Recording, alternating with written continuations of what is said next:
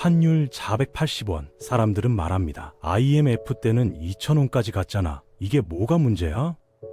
그런데 정부는 지금 전쟁 모드로 움직이고 있습니다. 대통령실이 삼성, 현대차, SK 등 7대 그룹을 긴급 소집했고, 동시에 IMF 이후 20년간 막아왔던 원화 용도 외화 대출 빗장을 수출기업 운전자금까지 열어버렸습니다. 이 두 장면이 의미하는 건 단순합니다. 정부가 시장에서 환율을 못 잡으니까 민간이 가진 달러를 끌어다 쓰기 시작했다는 겁니다. 1997년을 떠올려 보세요. 기업들이 달러를 빌려 원화로 바꿔 쓰다가 환율이 폭등하자 상환이 막히면서 위기가 증폭됐습니다. 그리고 지금 정부가 다시 그 레버를 당기고 있습니다. 대체 무슨 일이 벌어지고 있는지 차근차근 짚어보겠습니다.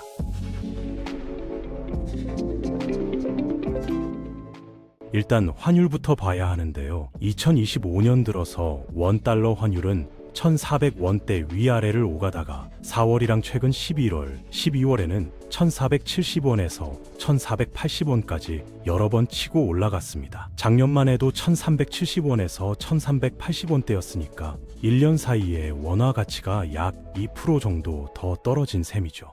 숫자만 보면 그래봤자 100원 차이 아니냐고 생각할 수 있는데, 문제는 이 높은 환율이 계속 이어지고 있다는 겁니다. 한두 달도 아니고 거의 1년 내내 고환율 상태로 박혀 있거든요. 그럼 이게 진짜 1997년 외환 위기 수준으로 심각한 건지 봐야 하잖아요. 실질 신뢰 환율이라는 게 있어요. 어려운 말 같지만 쉽게 설명할게요. 여러분이 명동에서 옷 한 벌 샀어요. 10만 원짜리요. 똑같은 옷을 뉴욕 백화점에서 사면 100달러, 도쿄 백화점에서 사면 10,000원입니다. 그럼 10만 원, 100달러, 1만 원이 실제로 같은 가치인지 비교해 보는 게 실질 신뢰 환율이에요. 만약 우리나라 돈 10만 원으로는 옷 한 벌밖에 못 사는데 미국 돈 100달러로는 똑같은 옷을 두 벌이나 살 수 있다면요? 그럼 원화가 저평가됐다. 즉, 우리 돈 가치가 실제보다 낮게 평가되고 있다는 뜻입니다. 1997년 IMF 때 이 수치가 59까지 떨어졌습니다. 그야말로 추락이었죠. 환율은 달러당 2,000원 가까이 폭등했고요. 근데 지금은 어떠냐? 2025년 11월 기준으로 이 지수가 87 정도 됩니다. 보통 때 평균이 100 정도거든요. 그러니까 평균보다는 낮지만 IMF 때처럼 바닥을 치는 수준은 아니라는 거예요. 숫자만 놓고 보면 지금 당장 IMF급 붕괴다라고 말하긴 어렵습니다. 다만 원화 가치가 낮은 상태가 오래 이어지고 있고 환율이 계속 높은 수준에 머물러 있다는 게 문제거든요. 그런데 대통령실이 왜 갑자기 삼성, SK, 현대차, LG, 롯데, 한화, HD현대 이렇게 7대 그룹 경영진을 불렀을까요? 이유는 간단합니다. 한국 수출이 소수의 대기업에 극단적으로 몰려있기 때문이에요. 통계 보면 상위 10개 기업이 우리나라 전체 수출의 40%를 차지합니다. 상위 100개로 넓혀도 67.6%거든요. 그러니까 이 7대 그룹만 움직이면 사실상 한국 수출의 절반 가까이를 한 번에 컨트롤할 수 있다는 얘기예요.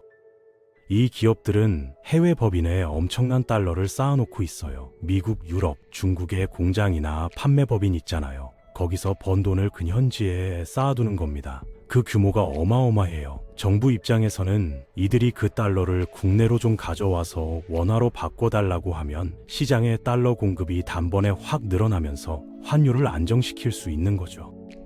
과거에도 정부가 환율 방어를 위해 대기업들한테 협조를 요청한 적이 있었어요. 근데 왜 정부가 직접 달러를 시장에 안 풀고 기업들한테 부탁하냐고요? 여기엔 정부가 말하지 않는 숨은 이유가 있습니다. 정부가 가진 달러, 그러니까 외환 보유액은 쓰는 순간 숫자가 줄어드는 게 시장에 다 보이거든요. 생각해보세요. 정부가 지난달에 외환 보유액 300억 달 있다고 발표했는데 이번 달 보니까 4,200달러 넘노 줄었어요. 그럼 시장 사람들이 뭐라고 생각하겠어요? 아, 정부가 환율 방어하느라 100억 달 썼네, 탄약이 줄어들고 있어, 이렇게 생각하는 겁니다. 그럼 투기꾼들이 어떻게 하냐면요, 더 공격적으로 달러를 사들입니다. 정부 탄약이 떨어질 때까지 계속 공격하는 거예요. 그럼 정부는 더 많은 달러를 팔아야 하고, 이런 식으로 소진전이 벌어지면 외환 보유액이 아무리 많아도 순식간에 바닥날 수 있어요. 게다가 외환 보유액을 직접 쓰면 야당에서 정부가 환율 방어한답시고 국민 세금 날렸다고 공격할 수 있으니 정치적 부담도 큽니다. 그래서 민간 기업 달러를 쓰는 게 훨씬 안전한 선택인 겁니다. 그래서 이번에 7대 그룹을 불러서 너희가 가진 달러 좀 팔아달라고 부탁하는 건 사실상 우리는 직접 개입으로 버티기 어렵다는 신호나 마찬가지입니다. 실제로 회의 내용을 보면 정부가 얼마나 절박한지 알 수 있어요. 대통령실은 각 그룹에게 올해 수출액이 얼마인지, 앞으로 환전 계획은 어떻게 되는지, 내년에 해외 투자는 얼마나 할 건지까지 하나하나 물어봤거든요. 심지어 현물로 달러를 얼마나 팔았는지, 선물 계약으로는 얼마나 팔았는지, 앞으로 얼마나 더 팔 수 있는지까지 체크했습니다. 이건 단순히 협조 부탁 수준이 아니에요. 사실상 기업들이 보유한 달러 재고를 파악하는 거나 마찬가지예요. 마치 전쟁 나면 군대가 민간 기업 트럭을 징발하듯이 지금 정부는 민간 기업이 가진 달러를 동원하려는 단계에 들어선 겁니다. 대기업들 해외 법인이 보유한 달러만 해도 수백억 달러 규모니까 이들이 10%만 환전해줘도 수십억 달러가 시장에 풀리는 거예요. 당장 환율 방어 효과는 상당합니다. 그럼 정부가 외화대출 규제를 완화한 건 어떤 의미일까요? 외화대출이 뭔지부터 설명할게요. 쉽게 말하면 기업이 은행에서 달러로 돈을 빌리는 겁니다. 원래는 이렇게 빌린 달러를 해외에서만 써야 했어요. 예를 들어 미국에서 원자재를 사거나 베트남에 공장을 짓거나 이럴 때만 달러로 빌릴 수 있었던 거죠. 근데 이걸 국내에서 원화로 바꿔서 쓰는 건 금지였습니다. 왜냐고요? 기업이 달러로 빌려서 원화로 환전했으면 나중에 환율이 오를 때 갚아야 할 원화 부담이 엄청나게 커지거든요. 예를 들어 볼게요. 지금 환율이 1480원일 때 1억대를 빌렸어요. 그럼 원화로는 1480억 원 빚진 겁니다. 근데 1년 뒤 갚을 때 환율이 1800원이 됐다면요? 같은 1억 달러인데 원화로는 1800억 원을 갚아야 해요. 320억 원이 더 필요한 거죠. 1997년 외환 위기가 바로 이 문제 때문에 터졌던 겁니다. 기업들이 달러를 막 빌렸었는데 환율이 폭등하니까 갚을 수가 없어진 거예요. 그래서 IMF 이후 정부는 기업들이 함부로 달러 빌려서 원화로 쓰지 못하게 하자고 규제를 만들어뒀던 건데요. 그런데 2024년 12월에 정부가 처음으로 수출 기업의 시설 자금에 한해서는 허용했습니다. 그리고 이번 2025년 12월에는 아예 운영자금까지 넓혔어요. 운영자금은 인건비, 원재료 사는 돈, 일상적인 회사 운영비 전부 다 포함이거든요. 즉 수출 기업이 이제 은행에서 달러로 돈을 빌린 다음 그걸 바로 원화로 바꿔서 국내에서 월급 주고 재료 사고 마음대로 쓸 수 있게 된 겁니다. 타임라인을 보면 정부가 얼마나 서두르고 있는지 알 수 있어요. 2024년 12월에 시설자금 허용하고 2025년 11월 환율이 1470원 돌파하자 12월 18일 7대 그룹 긴급 소집했고 바로 다음 날인 12월 19일 운영자금까지 확대했습니다. 1년도 안 돼서 규제를 2번이나 푼 겁니다. 그만큼 환율 방어 압박이 크다는 뜻이죠. 구조는 이렇게 돌아갑니다. 기업이 해외나 국내 은행에서 달러를 빌려요. 그 달러를 외환시장에 내다 팔고 원화로 환전합니다. 그럼 시장에는 달러 공급이 늘어나니까 환율이 일시적으로 안정되거나 떨어지겠죠. 정부 입장에서는 외환 보유액을 직접 쓰지 않고도 환율을 방어할 수 있으니 좋은 거고요. 근데 이게 단기적으로만 그렇다는 게 문제예요. 중장기적으로 보면 기업의 외화 부채, 즉 달러 빚이 계속 쌓이는 거거든요. 그런데 여기서 중요한 게 하나 있어요. 정부가 이번에 푼 외화대출 규제는 수출기업에만 해당됩니다. 내수기업은 해당 안 돼요. 왜 그럴까요? 수출기업은 달러로 매출을 벌어들이잖아요. 삼성전자가 미국에서 스마트폰 팔면 달러로 돈 받고 현대차가 유럽에서 자동차 팔면 유로나 달러로 돈 받습니다. 그러니까 달러로 빌려도 나중에 달러로 갚을 수 있어요. 환율이 오르든 내리든 어느 정도 자연스럽게 균형이 맞춰지는 구조거든요. 근데 내수기업은 어떨까요? 동네 빵집, 미용실, 식당 이런 데는 매출이 전부 원화로 나오잖아요. 만약 이런 기업이 달러를 빌리면 매출은 원화로 나오는데 빚은 달러로 갚아야 하니까 환율이 조금만 올라도 바로 재무 구조가 무너집니다. 그래서 정부는 수출기업만이라는 단서를 달아놓은 거예요. 문제는 수출기업이라고 해서 다 안전한 건 아니라는 겁니다. 수출 비중이 높아도 원자재를 수입에 의존하는 기업이라면 어떻게 될까요? 예를 들어 철강 회사가 호주에서 철광석을 수입해요. 철광석 값은 달러로 지불하거든요. 환율이 오르면 원자재 사는 비용이 올라가면서 원가 부담이 커집니다. 결국 수출 기업이라도 똑같이 타격을 받을 수 있는 거예요. 여기까지 정리하면 딱 이겁니다. 정부가 하는 건 두 가지예요. 첫째, 7대 그룹 같은 수출 대기업들이 해외에 쌓아둔 달러를 국내로 가져와 환전하게 만들어서 시장에 달러 공급을 늘립니다. 둘째, 수출 기업들이 달러나 엔화로 싸게 빌려서 원화로 바꿔 쓰게 해서 달러 공급을 인위적으로 확대하는 겁니다. 당장은 환율을 누르는 효과가 있지만 대신 기업들의 외화 부채와 환율 리스크가 계속 쌓이는 구조예요. 급한 불은 끄는데 나중에 터질 수 있는 폭탄을 키우는 셈이죠. 여기서 한번 가정을 해볼게요. 만약 환율이 1800원까지 간다면 무슨 일이 벌어질까요? 환율이 1480원에서 1800원으로 오르면 약 21.6% 증가하는 겁니다. 쉽게 계산해 볼게요. 어떤 기업이 1억 달러를 빌렸다고 쳐봅시다. 지금 환율 1480원 기준으로는 원화로 1480억 원 빚진 건데요. 환율이 1800원이 되면 같은 1억 달러가 1800억 원이 되는 거예요. 갑자기 320억 원이라는 돈이 더 필요해지는 겁니다. 이 기업이 벌어들이는 수익은 그대로인데 갚아야 할 돈만 320억 원 늘어나는 거죠. 한두 개 기업 문제가 아닙니다. 외화 대출을 받은 기업들이 동시다발적으로 환차손에 시달리면 어떻게 될까요? 기업들이 달러를 구하려고 시장에서 달러 매수에 나섭니다. 그럼 달러 수요가 폭증하면서 환율이 더 오르겠죠. 환율이 오르면 또 상환 부담이 커지고 부담이 커지니까 또 달러를 사려고 하고 이게 악순환이 되는 겁니다. 마치 눈덩이가 굴러가면서 점점 커지듯이요. 결국 기업들이 빌린 돈을 못 갚기 시작하면 은행의 부실 채권이 늘어나고 은행들이 대출을 줄이면서 신용경색이 오는 거죠. 신용경색이 뭐냐면 은행이 대출 수도꼭지를 잠가버리는 겁니다. 멀쩡한 중소기업도 돈을 못 빌리게 되고 경제 전체가 얼어붙습니다. 결국 환율이 급등하면 기업 부도, 은행 위기, 경제 마비가 순차적으로 온다는 겁니다. 신용경색이 오면 어떻게 될까요? 실제 예를 들어볼게요. 2008년을 생각해 보세요. 당시 건설사들이 줄줄이 무너졌던 이유가 뭐였어요? 은행이 대출을 안 해줬기 때문입니다. 건설사는 특성상 공사 기간이 길잖아요. 오늘 아파트 짓기 시작하면 완공해서 분양금 받기까지 2년, 3년 걸립니다. 그 사이에 인건비도 줘야 하고 자재도 사야 하고 운영자금이 계속 필요한 거예요. 그걸 은행 대출로 버티는 겁니다.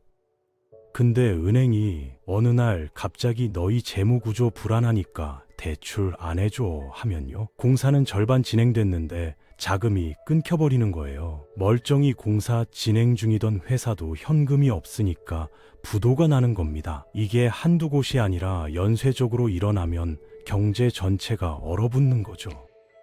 그리고 환율이 1800원까지 가면 소비자 물가도 폭등합니다. 구체적으로 어떤 게 오를까요? 휘발유 가격부터 튑니다. 지금도 리터당 1600원 정도 하는데 환율이 300원 넘게 뛰면 리터당 2000원 넘어갈 수 있어요. 왜냐하면 우리나라는 석유를 전량 수입하거든요. 중동에서 사오는 원유 가격이 달러로 결제되니까 환율이 오르면 그대로 반영되는 겁니다. 밀가루 가격도 마찬가지예요. 우리나라는 밀을 거의 전량 수입해요. 미국이나 호주에서 수입하는데 이것도 달러로 거래되니까 환율이 오르면 밀가루 가격이 올라갑니다. 그럼 빵, 라면, 과자, 피자, 치킨 반죽 다 비싸지는 거죠. 전기료도 오릅니다. 발전소에서 전기 만들 때 LNG라고 액화천연가스를 때우는데 이것도 달러로 수입하거든요. 결국 서민들 생활비가 전방위적으로 오르는 겁니다. 사실 비슷한 일이 2008년에도 있었어요. 리먼 브라더스라는 미국 대형 투자은행이 파산했죠. 그 직후 환율이 한 달 만에 1200원대에서 1600원까지 뛰었습니다. 당시 우리나라 외환 보유액은 2400억 달러나 됐어요. 1997년보다 훨씬 많았죠. 근데 소용없었습니다. 시장 패닉이 오니까 하루에 수백억 달러씩 빠져나갔거든요. 당시 상황을 더 구체적으로 보면 이렇습니다. 2008년 9월 15일 리먼 브라더스가 파산 선언했고 그로부터 한 달 뒤인 10월 24일 원 달러 환율은 1513원을 찍었어요. 한 달 만에 300원 넘게 뛴 겁니다. 그때 대우조선해양이 어떻게 됐는지 아세요? 대우조선해양은 배 만드는 회사인데 해외에서 빌린 달러 부채가 엄청 많았어요. 환율이 급등하니까 원화로 환산한 부채가 폭증하면서 회사가 거의 부도 직전까지 갔습니다. 결국 정부가 국민 세금으로 공적 자금을 투입해서 겨우 살렸죠. STX 조선해양도 마찬가지였어요. 이 회사도 외화 차입 비중이 높았는데 환율이 급등하면서 재무 구조가 무너졌고 결국 2016년에 법정 관리, 그러니까 법원 관리 하에 들어갔습니다. 이게 개별 기업만의 문제가 아니에요. 당시 건설사, 조선사, 해운사 할 것 없이 외화 부채 많은 기업들이 줄줄이 위기를 겪었거든요. 그때는 미국이 양적 완화라는 걸 했어요. 쉽게 말하면 연방준비제도에서 돈을 엄청나게 찍어내서 시장에 뿌린 겁니다. 그 덕분에 글로벌 유동성이 살아나면서 우리도 숨통이 트였던 건데요. 근데 지금은 미국이 인플레이션, 즉 물가 상승 때문에 금리를 쉽게 못 내리는 상황입니다. 2008년처럼 미국이 구해주기 어렵다는 거죠. 미국 연준 최근 발표 보면 2025년에 기준금리를 2차례 정도 내려서 연말에 3%대 후반에서 4% 정도로 만들겠다는 전망이 우세합니다. 근데 연준 내부 위원들 의견을 보면 일부는 아예 금리를 동결해야 한다고 주장하거든요. 그러니까 시장이 기대하는 만큼 금리 인하가 빠르게 진행되지 않을 수도 있다는 얘기예요. 우리나라 기준금리는 2025년 11월 기준으로 2.5% 수준이고 미국은 4% 중반대니까 금리 차이가 거의 2% 가까이 나는 겁니다. 그럼 어떻게 될까요? 투자자들 입장에서는 한국에 돈을 놔두는 것보다 미국에 두는 게 이자를 더 많이 받으니까 당연히 미국으로 돈을 빼가겠죠. 달러가 이자가 더 높은 통화인 거예요. 그럼 당연히 자본이 미국으로 빠져나가고 원화는 약세 압력을 받을 수밖에 없어요. 게다가 미국의 대규모 재정 적자, 중동이나 우크라이나 같은 지정학적 불확실성 때문에 글로벌 투자자들이 여전히 달러를 안전자산으로 선호하고 있습니다. 강달러 기조가 쉽게 꺾이지 않는다는 거예요. 그러니까 미국 금리가 확 떨어지지 않는 한 외화대출 규제를 완화하고 7대 그룹한테 협조를 요청하는 것만으로는 환율을 근본적으로 낮추기 어렵습니다. 이번 조치는 결국 연준이 진짜로 큰 폭으로 금리를 내리기 전까지 버티기 위한 임시 방편인 거예요. 여기부터는 오늘 영상에서 가장 위험한 얘기입니다. 바로 엔화 외화 대출이에요. 일본은 오랫동안 초저금리를 유지해왔어요. 지금도 일본 기준금리가 거의 0%에 가까운 수준입니다. 아주 조금씩만 올리는 정도거든요. 엔화 금리는 세계 최저 수준이에요. 그러다 보니 기업 입장에서는 어떤 생각이 들까요? 엔화로 싸게 빌려서 원화로 바꿔 쓰면 이득 아니야? 이런 유혹이 엄청나게 큰 거예요. 이게 바로 엔캐리 트레이드라고 불리는 겁니다. 캐리 트레이드가 뭐냐면 금리 낮은 나라 돈으로 빌려서 금리 높은 나라에 투자하는 거예요. 정부가 엔화 외화 대출까지 확대하겠다고 나선 건 기업이 엔화로 저금리 차입을 해서 원화로 환전해 쓰게 만드는 겁니다. 엔화가 계속 약세면 이득이에요. 예를 들어 볼게요. 지금 100억 엔을 빌렸는데 엔원 환율이 100엔 900원이라면 원화로 900억 원이죠? 1년 뒤 갚을 때 엔화가 더 약해져서 100엔 800원이 됐다면요. 같은 100억 엔인데 800억 원만 내면 되니까 100억 원을 번 셈입니다. 근데 만약 반대 상황이 오면 어떻게 될까요? 엔화가 갑자기 강세로 돌아서면요. 원화 기준으로 봤을 때 갚아야 할 부채가 갑자기 커지는 겁니다. 환차손이 발생하는 거죠. 쉽게 비유하면 이렇습니다. 엔캐리는 싸게 빌릴 수 있는 꿀 대출처럼 보여요. 근데 환율이 뒤집히는 순간 폭탄이 되는 겁니다. 실제로 엔캐리가 터진 적이 있어요. 바로 작년 2024년 7월 말을 기억하시나요? 일본 은행이 갑자기 금리를 0.25%로 올렸습니다. 겨우 0.25%인데 뭐가 문제냐고요? 엔화 금리가 0%에서 0.25%로 오르자 엔화가 급격히 강세로 돌아섰어요. N달러 환율이 162엔에서 142엔까지 단 며칠 만에 20엔이나 폭락했습니다. 20엔이 뭐가 대수냐 싶지만 비율로 치면 12님 넘게 움직인 겁니다. 그 결과가 뭐였냐면요. 전 세계적으로 엔화로 빌려서 다른 나라에 투자했던 사람들이 일제히 포지션을 청산하기 시작했어요. 청산이 뭐냐면 급하게 팔아치우는 거예요. 글로벌 주식시장이 패닉에 빠졌습니다. 우리나라 코스피도 하루 만에 8% 넘게 폭락했죠. 왜 그랬을까요? 엔화로 싸게 빌려서 한국 주식에 투자했던 외국인들이 엔화 환율이 급변하니까 환차손이 나는 겁니다. 그래서 급하게 한국 주식을 팔아치우면서 시장 전체가 무너진 거예요. 이게 주식시장 이야기만이 아니에요. 만약 한국 기업들이 엔화로 대규모 차입을 한 상태에서 엔화가 또 한 번 급등하면 어떻게 될까요? 2024년 7월보다 훨씬 큰 충격이 올 수 있다는 겁니다. 주식 떨어지는 건 그래도 개인 투자자 피해인데 기업들이 부도나기 시작하면 그건 경제 전체가 흔들리는 거거든요. 여기서 궁금한 게 생기죠. 그럼 도대체 누가 이득을 보는 건데? 이 질문에 답하려면 세 그룹으로 나눠서 봐야 합니다. 수출 대기업, 내수 중소기업과 자영업자, 그리고 일반 가게. 결론부터 말하면 수출 대기업은 단기적으로 엄청난 수혜를 봅니다. 내수 기업과 가게는 조용히 비용을 떠안고요. 은행은 수수료는 챙기지만 리스크도 같이 커집니다. 구체적으로 보겠습니다. 일단 수출 대기업들은 당장 웃습니다. 이미 해외 매출이 많고 달러 수입이 많은 기업들은 원화 약세로 원화 기준 이익이 늘어나는 수혜를 받아요. 쉬운 예를 들어볼게요. 삼성전자나 현대차 같은 기업이 미국에서 1억 달러어치 물건을 팔았다고 쳐봅시다. 환율이 1,300원일 때는 1억 달러 원화로 1,300억 원이죠. 근데 환율이 1,480원이 되면 같은 1억 달러 1,480억 원이 되는 겁니다. 같은 매출인데 원화로는 180억 원이 더 생기는 거예요. 해외에서 파는 물건 양은 그대로인데 원화로 환산하면 돈이 더 많아지는 겁니다. 게다가 외화 대출 규제가 완화되면서 저금리로 외화를 조달하고 원화로 환전해서 쓸 수 있으니 금융비용 측면에서도 이득이고요. 대기업들은 일석이조인 셈이죠. 반면 내수 중심이거나 수입에 의존하는 중소기업들은 완전히 반대예요. 원화 약세로 수입 원자재나 부품 가격이 올라가니까 원가 부담이 커지는데 환해지 수단은 대기업보다 훨씬 부족하거든요. 환해지가 뭐냐면 환율 변동으로 생기는 손실을 막는 금융상품인데 이거 쓰려면 수수료도 내야 하고 복잡해요. 중소기업은 그럴 여력이 없습니다. 외화 대출을 활용할 여력도 없고요. 달러 값은 계속 오르는데 방패는 없는 구조인 겁니다. 구체적인 예를 들어볼게요. 동네에서 치킨집을 운영하는 자영업자를 생각해 보세요. 치킨 튀길 때 쓰는 식용유, 치킨 양념에 들어가는 밀가루 다 수입품이에요.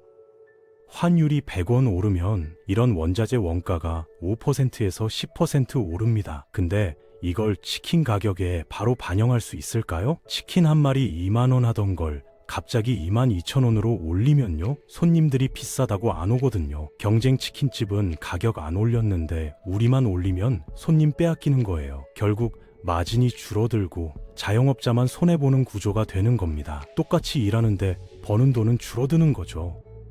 가게와 소비자들 부담은 더 직접적입니다. 실제 예를 들어볼게요. 하와이 가족여행 예산을 잡아봅시다. 작년 이맘때 환율 1,350원일 때 여행 경비로 1만 달 필요했어요. 원화로는 1,350만 원이죠. 근데 지금 환율이 1,480원이면 같은 여행인데 1,410만 원이 필요합니다. 130만 원을 더 내야 하는 거예요. 4인 가족 기준으로 왕복 항공료, 숙박비, 식비 다 포함하면 130만 원 차이가 결코 작은 돈이 아니죠. 해외여행 한 번 가려고 모아뒀던 돈인데 환율 때문에 130만 원이 더 필요하니까 여행을 포기하거나 규모를 줄여야 하는 겁니다. 해외 직구도 마찬가지예요. 요즘 아이폰 같은 거 해외 직구로 많이 사잖아요. 아이폰 1,000달러짜리 사려고 하면 작년엔 135만 원이었는데 지금은 148만 원입니다. 13만 원 더 비싼 거예요. 같은 물건인데 환율 때문에 13만 원을 더 내야 하는 겁니다. 국내 물가도 오릅니다. 왜 그런지 쉽게 설명할게요. 우리나라 밀자금률이 1%도 안 돼요. 거의 전량을 미국, 호주, 캐나다 같은 데서 수입하는데 환율이 100원 오르면 밀가루 가격이 5%에서 10% 오릅니다. 밀가루가 올라가면 뭐가 비싸질까요? 빵집 빵, 제과점 케이크, 라면, 과자, 피자 도우, 치킨집 튀김 반죽 전부 다 비싸지는 거죠. 결국 소비자가 내는 라면값, 라면값, 과자값이 오를 수밖에 없어요. 마트 가서 장 볼 때 물가가 올랐다고 느끼는 이유가 여기 있습니다. 에너지 비용도 빼놓을 수 없습니다. 우리나라는 석유, 천연가스를 거의 전량 수입하거든요. 발전소에서 전기 만들 때 쓰는 LNG, 그러니까 액화 천연가스가 달러로 거래되니까 환율이 오르면 발전 원가가 오릅니다. 당장은 정부가 전기료를 억제하고 있지만 발전소 입장에서는 원가가 계속 오르니까 적자가 쌓이는 거예요. 계속 버티기 어려워지면 결국 전기료 인상으로 이어질 수밖에 없습니다. 가스료도 마찬가지고요. 겨울에 난방비 고지서 받아보면 왜 이렇게 많이 나왔지 하게 되는 게 다 이런 이유 때문입니다. 정리하면 이렇습니다. 수출 대기업은 당장 웃고 내수 중소기업과 가게는 조용히 비용을 떠안습니다. 정부는 외환 보유액을 덜 쓰는 대신 민간, 그러니까 기업과 은행의 외화 부채와 리스크를 늘려서 시간을 버는 거예요. 결국 구조를 보면 이익은 소수가 가져가고 리스크는 다수가 나눠진다는 겁니다. 그럼 또 다른 질문이 나옵니다. 일반인인 우리는 뭘 할 수 있는데? 솔직히 말하면 환율을 우리가 바꿀 수는 없어요. 정부도 어려워하는데 개인이 할 수 있는 건 없죠. 하지만 최소한 위험 신호는 미리 알아챌 수 있습니다. 병원에서 건강검진 받을 때 혈압, 혈당, 콜레스테롤 체크하듯이 경제에도 체크해야 할 지표가 있거든요. 경제 건강검진이라고 생각하면 됩니다.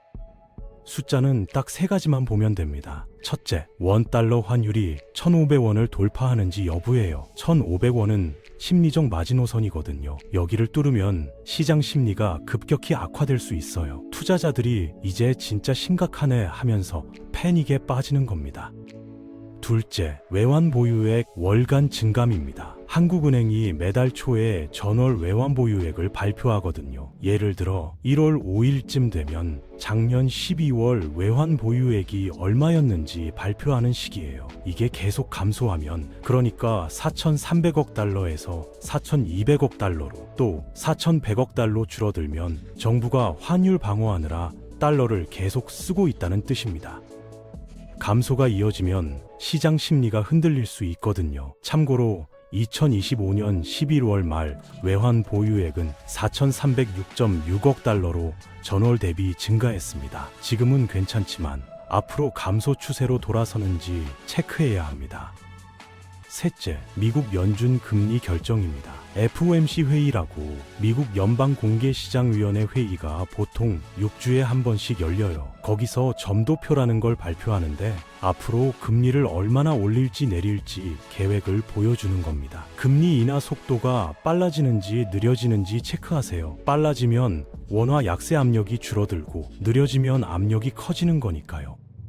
지금 정부가 하는 일을 한 문장으로 요약하면 이렇습니다. 환율을 방어하기 위해 외환 보유액 대신 기업과 은행의 외화를 끌어다 쓰기 시작했다. 이건 정부가 직접 쓸 수 있는 수단이 줄어들고 있다는 신호예요. 직접 개입으로 버티기 어려우니까 민간 외화를 동원해서 당장의 위기를 모면하려는 겁니다. IMF 이후 우리가 배운 교훈은 외화 차입에 함부로 의존하지 말자였습니다. 근데 지금 정부는 다시 그 방향으로 가고 있어요. 물론 1997년과는 상황이 다릅니다. 외환 보유액도 4천억 넘게 많고 금융 시스템도 훨씬 견고해졌죠. 은행 자본도 튼튼하고 감독 체계도 잘 되어 있습니다. 하지만 위기는 늘 예상치 못한 곳에서 터집니다. 2008년에도 외환 보유액 많으니까 괜찮다고 했다가 한 달 만에 무너질 뻔했거든요. 지금 이 순간에도 기업들은 외화 대출을 받고 은행들은 저금리 외화 대출이 나왔다고 영업점에서 홍보하고 있습니다. 정부는 환율 안정이라는 목표를 위해 이 모든 걸 장려하고 있고요. 당장 환율이 1,470원대에서 1,450원대로 내려가면 언론에서 정책이 먹혔다고 평가할 거예요. 근데 그게 진짜 해결일까요? 미국 금리가 어떻게 되는지, 한국 수출이 계속 버티는지, 엔화가 어떻게 움직이는지 이 모든 변수가 맞아떨어져야 지금의 선택이 현명한 선택이었다고 평가받을 수 있어요. 하나라도 어긋나면 IMF 교훈을 잊은 무모한 선택이었다는 비난을 피하기 어려울 겁니다. 오늘 불은 껐을지 몰라도 그 불을 끄는 물이 외화 부채라면 다음 불은 더 크게 번질 수 있습니다.